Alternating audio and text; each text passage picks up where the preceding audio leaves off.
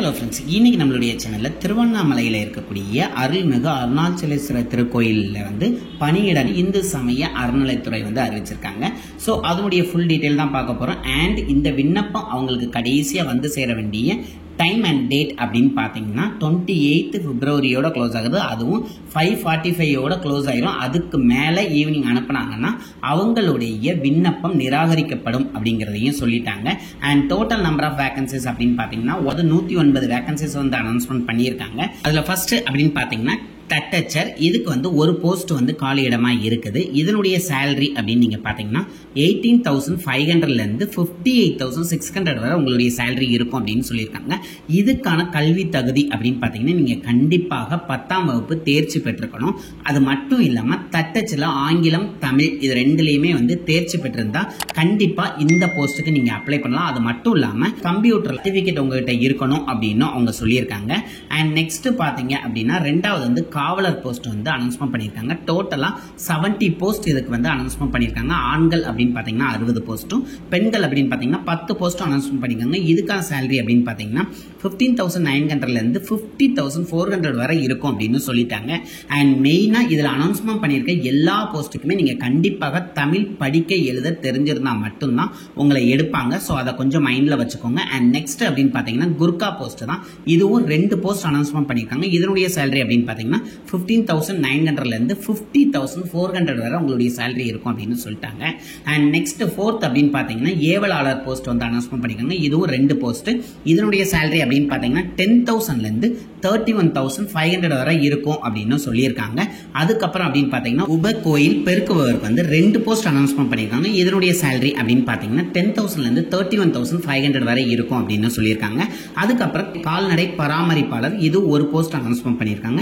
இதனுடைய சேலரி அப்படின்னு பாத்தீங்கன்னா 10,000 31,500 வரை இருக்கும் அப்படின்னு சொல்லிட்டாங்க. அதுக்கப்புறம் உப கோயில் காவலர் 2 போஸ்ட் அனௌன்ஸ்மெண்ட் பண்ணிருக்காங்க.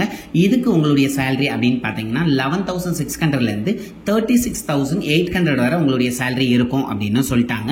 அதுக்கப்புறம் உள்துறை காலி பணியிடங்களா செகண்ட் பார்த்து அனௌன்ஸ்மெண்ட் பண்ணியிருக்கிறது என்ன அப்படின்னு பாத்தீங்கன்னா திருமஞ்சனம். இதுக்கு 3 போஸ்ட் அனௌன்ஸ்மெண்ட் பண்ணிருக்காங்க. இதனுடைய சேலரி அப்படின்னு பாத்தீங்கன்னா 11,600 36,800 வரை இருக்கும் அப்படின்னு சொல்லியிருக்காங்க. இந்த போஸ்டுக்கான எஜுகேஷன் குவாலிஃபிகேஷன் அப்படின்னு பாத்தீங்கன்னா நீங்க கண்டிப்பா தமிழ்ல எழுத படிக்க தெரிஞ்சிருக்கணும். அது மட்டும் இல்லாம ஆகம பள்ளி அல்லது வேத பாடசாலையில நீங்க கண்டிப்பா 1 இயர் பணிபுரிஞ்சதற்கான சான்றிதழ் கையில வச்சிருந்தாதான் இந்த போஸ்டிங் அப்ளை பண்ண முடியும். அதுக்கப்புறம் பார்க்கக்கூடிய போஸ்ட் அப்படின்னு பாத்தீங்கன்னா முறை ஸ்தானிகம். இந்த போஸ்ட் மொத்தம் 10 போஸ்ட் அனௌன்ஸ்மெண்ட் பண்ணியிருக்காங்க. இதுக்கு 10,000 31,500 வரை சேலரி இருக்கும்னு சொல்லியிருக்காங்க. சேம் குவாலிஃபிகேஷன் மேல பார்த்த அதே சேம் குவாலிஃபிகேஷன் தான் இதுக்கும். அதுக்கப்புறம் ஓடல் அப்படிங்கிற போஸ்ட் 2 போஸ்ட் அனௌன்ஸ்மெண்ட் பண்ணியிருக்காங்க. இதுக்கு சேலரி அப்படின்னு பாத்தீங்கன்னா 15,900 50,400 வரை இருக்கும் அப்படின்னு சொல்லியிருக்காங்க. இதுக்கும் தமிழ்ல எழுத படிக்க தெரிஞ்சிருக்கணும். அது மட்டும் இல்லாம இசை பள்ளியில் உங்களுக்கு வேலை பார்த்ததற்கான சான்றிதழ் கண்டிப்பா வச்சிருக்கணும் அப்படின்னு சொல்லியிருக்காங்க. அதுக்கப்புறம் தாளம் இதுக்கு மொத்தம் 3 போஸ்ட் அனௌன்ஸ்மெண்ட் பண்ணியிருக்காங்க. இதனுடைய சேலரி அப்படின்னு பாத்தீங்கன்னா 18,500 58,600 வரை இருக்கும் அப்படின்னு சொல்லியிருக்காங்க. அதே மாதிரி தமிழ்ல எழுத படிக்க தெரிஞ்சிருக்கணும். அது மட்டும் இல்லாம சமய நிறுவனங்கள் அல்லது கவர்மெண்டோட ஆதரைஸ்டு உள்ள அந்த இசை பள்ளிகள்ல நீங்க வாசிக்க தெரிஞ்சதுக்கான சான்றிதழ் வச்சிருக்கணும். அதாவது எக்ஸ்பீரியன்ஸ் சர்டிபிகேட் வச்சிருக்கணும் அப்படின்னு சொல்லியிருக்காங்க. அண்ட் நெக்ஸ்ட் நம்ம பார்க்க போறது தொழில்நுட்ப காலி பணியிடங்கள். இந்த பார்ட்ல ஃபர்ஸ்ட் நம்ம பார்க்கக்கூடிய போஸ்ட் அப்படின்னு பாத்தீங்கன்னா தொழில்நுட்ப உதவியாளர், அதாவது மின்னணு மற்றும் தொலை தொடர்பு, அதாவது எலக்ட்ரானிக்ஸ் அண்ட் கம்யூனிகேஷன் இன்ஜினியரிங்ல ஒரு போஸ்ட் அவங்க கேட்டிருக்காங்க. அதுக்கு சேலரி அப்படின்னு பாத்தீங்கன்னா 20,600 65,500 வரை இருக்கும் அப்படின்னு சொல்லியிருக்காங்க. இந்த போஸ்டுக்கான குவாலிஃபிகேஷன் அப்படின்னு பாத்தீங்கன்னா டிப்ளமோல எலக்ட்ரானிக் அண்ட் கம்யூனிகேஷன் இன்ஜினியரிங் நீங்க முடிச்சிருந்தீங்கன்னா கண்டிப்பா இதுக்கு அப்ளை பண்ணலாம். அண்ட் நெக்ஸ்ட் நம்ம பார்க்கக்கூடிய போஸ்ட் அப்படின்னு பாத்தீங்கன்னா பிளம்பர். இதுக்கு 4 வேகன்சிஸ் அனௌன்ஸ்மெண்ட் பண்ணிருக்காங்க. இதனுடைய சேலரி அப்படின்னு பாத்தீங்கன்னா 18,000 56,900 வரை இருக்கும் அப்படின்னு சொல்லியிருக்காங்க. கண்டிப்பா ஐடிஐல பிளம்பிங் அந்த டிபார்ட்மெண்ட் நீங்க முடிச்சிருக்கணும். அது மட்டும் இல்லாம 5 இயர்ஸ் எக்ஸ்பீரியன்ஸ் சர்டிபிகேட் இருந்தாதான் அந்த போஸ்ட்டுக்கு நீங்க அப்ளை பண்ண முடியும். அடுத்து நம்ம பார்க்கக்கூடிய போஸ்ட் உதவி மின் பணியாளர். இதுக்கு 2 போஸ்ட். இதனுடைய சேலரி அப்படின்னு பாத்தீங்கன்னா 16,600 52,600 52,400 வரை உங்களுடைய சேலரி இருக்கும் அப்படின்னு சொல்லியிருக்காங்க. அது மட்டும் இல்லாமல் உங்களுடைய எஜுகேஷன் குவாலிஃபிகேஷன் அப்படின்னு பார்த்தீங்கன்னா ஐடிஐயில் வந்து நீங்கள் எலக்ட்ரிக்கல், அப்படி இல்லை அப்படின்னா ஒயர்மேன் ட்ரேடில் வந்து நீங்கள் கோர்ஸ் முடிச்சிருக்கணும். அது மட்டும் இல்லாமல் ஹச் சான்றிதழ் நீங்கள் வச்சிருந்தா மட்டும்தான் அந்த போஸ்ட்டுக்கு அப்ளை பண்ண முடியும் அப்படின்னு சொல்லிட்டாங்க. அண்ட் நம்ம நெக்ஸ்ட் பார்க்கக்கூடிய பார்ட் அப்படின்னு பார்த்தீங்கன்னா அர்ச்சகர் மற்றும் ஓதுவார் பயிற்சி பள்ளியில் இருக்கக்கூடிய காலி இடங்கள். இதுக்கு வந்து தலைமை ஆசிரியர் போஸ்ட் ஒரு போஸ்ட் கொடுத்துருக்காங்க. இதனுடைய சேலரி அப்படின்னு பார்த்தீங்கன்னா 36,700 1,16,200 வரை உங்களுடைய சேலரி இருக்கும் அப்படின்னு சொல்லியிருக்காங்க. அது மட்டும் இல்லாமல் கண்டிப்பாக தமிழில் முதுகலை பட்டம் முடிச்சிருக்கணும்.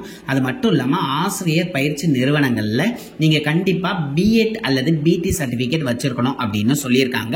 அது மட்டும் இல்லாமல் 5 years எக்ஸ்பீரியன்ஸ் இருந்தால் தான் நீங்கள் இந்த போஸ்ட்டுக்கு அப்ளை பண்ண முடியும். அண்ட் நெக்ஸ்ட் பார்த்தீங்கன்னா தேவார ஆசிரியர், இதுக்கு ஒரு வேகன்சி அனௌன்ஸ்மெண்ட் பண்ணியிருக்காங்க. இதனுடைய சேலரி அப்படின்னு பார்த்தீங்கன்னா 35,400 1,12,400 வரை இருக்கும்னு சொல்லியிருக்காங்க.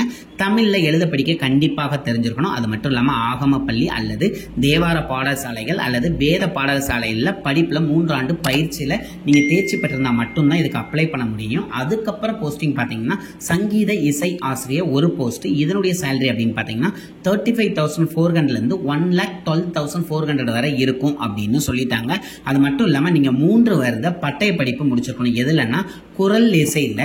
அது மட்டும் இல்லாமல் இசை ஆசிரியர் பயிற்சி படிப்பில் நீங்கள் தேர்ச்சி பெற்றிருந்தால் மட்டும்தான் இந்த போஸ்ட்டுக்கு நீங்கள் வந்து அப்ளை பண்ண முடியும். லாஸ்ட் போஸ்டிங் அப்படின்னு பார்த்தீங்கன்னா ஆகம ஆசிரியர், இதுக்கு வந்து ஒரு போஸ்ட். இதனுடைய சேலரி அப்படின்னு பார்த்தீங்கன்னா 35,900 1,13,500 வரை இருக்கும் அப்படின்னு சொல்லியிருக்காங்க.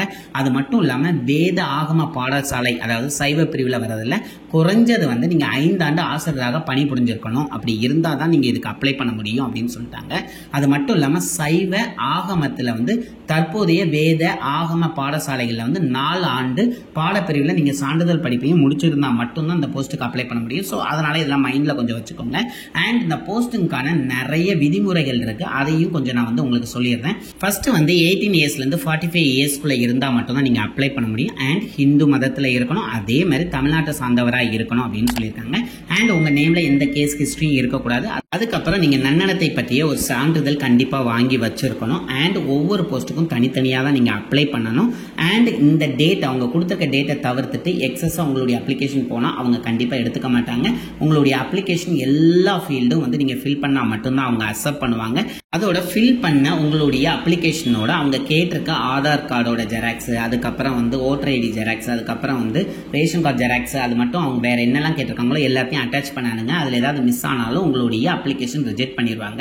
அண்ட் லாஸ்ட்டாக வந்து இந்த விண்ணப்ப படிவத்தை நீங்கள் எங்கேருந்து டவுன்லோட் பண்ணணும் அப்படின்னு பார்த்தீங்கன்னா அதனுடைய வெப் லிங்கை நம்மளுடைய டிஸ்பிளேலையும் கொடுத்துருக்கேன், அதே மாதிரி டிஸ்கிரிப்ஷன்லையும் கொடுக்கேன். www.hrce.tn.gov.in. அப்படி இல்லை அப்படின்னா நீங்கள் annamalayar.hrce.tn.gov.in அப்படிங்கிற சைட்டில் போய் நீங்கள் டவுன்லோட் பண்ணிக்கலாம். அப்படி இல்லை டெம்பிள் அதாவது கோயிலில் போய் 100 ரூபா கொடுத்து கூட நீங்கள் அந்த விண்ணப்பத்தை வாங்கி ஃபில் பண்ணி அவங்ககிட்ட நீங்கள் கொடுத்துட்டு வந்துடலாம். அதுக்கான முகவரி எல்லா டீட்டெயிலுமே நான் வந்து உங்களுக்கு நான் அட்டாச் பண்ணிடுறேன். ஸோ இதில் ஏதாவது உங்களுக்கு டவுட் இருந்தால் கண்டிப்பாக எனக்கு கமெண்ட் பண்ணுங்கள். நோட்டிஃபிகேஷன் நான் கொடுத்துருக்கதை நம்மளுடைய டிஸ்கிரிப்ஷனில் கொடுக்கேன், அதை கிளியராக ரீட் பண்ணிட்டு அப்ளை பண்ண பாருங்க. அண்ட் இந்த வீடியோவை நிறைய பேருக்கு ஷேர் பண்ணுங்க, ரொம்ப யூஸ்ஃபுல்லா இருக்கும். Thank you friends.